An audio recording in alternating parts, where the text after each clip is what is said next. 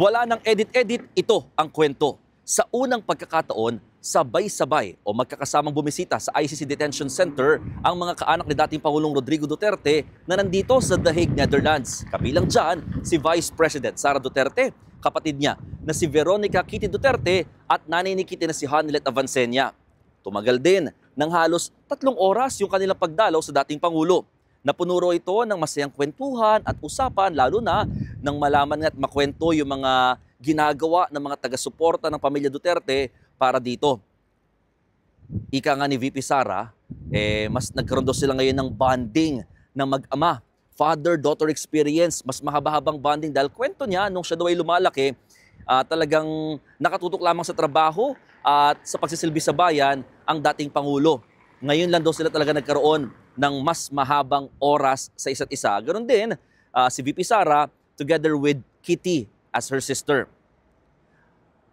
Sinabi rin daw ni Pangulong Duterte na gustong-gusto niya na talaga makabalik ng Pilipinas, lalo na dyan sa Davao, kung saan siya tumatakbo bilang alkalde ng lungsod. Bagamat nauna nang sinabi ni VP Sara na nangangamba siya sa kaligtasan ng kanyang ama sa pagbalik sa Pilipinas. Hindi na nagbigay ng iba pang detalye ang pangalawang Pangulo patungkol sa itatakbo nitong interim release o paghahain nga ng motion para dito dahil ipinapaubayan na nila yan sa mga abogado. Nagkaroon kasi na usapan ng kanilang kampo na tanging lawyers na lamang o legal team ang makikipag-usap kay dating Pangulong Duterte patungkol sa tinatakbo ng kaso nito, kaya naman mas may oras sila para makipagkwentuhan kay dating Pangulo ng mga iba pang bagay, lalo na mga family matters.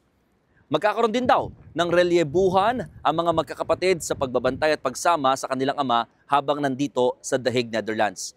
Hanggang ngayon, iniintay pa na makumpleto ang defense team ng dating Pangulo. O paano? Yan muna ang update natin sa ngayon. Ako po si Mon Gualvez at mula rito sa The Hague, Netherlands, yan ang aking storya ngayong araw.